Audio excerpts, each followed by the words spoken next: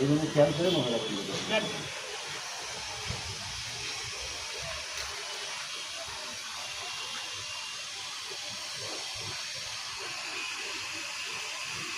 আসসালামু আলাইকুম। Yes planning সেক্টরের মাধ্যম থেকে আমরা একটা শিক্ষামূলক ভিডিও নিয়ে আসলাম। তো এখানে আমরা এখানে আমরা একটা টেম্পোরারি ট্যাঙ্কি ফিটিং করলাম।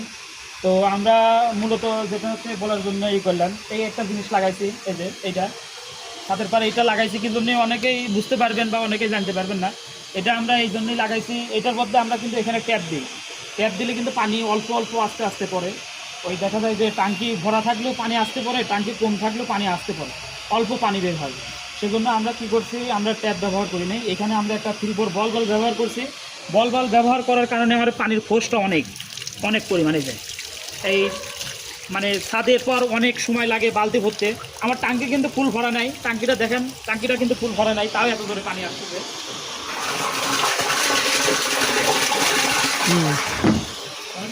টাঙ্কি কিন্তু ফুল ভরা নেই, এটা কিন্তু পানির ফোর্স কিন্তু ভালো হয়েছে।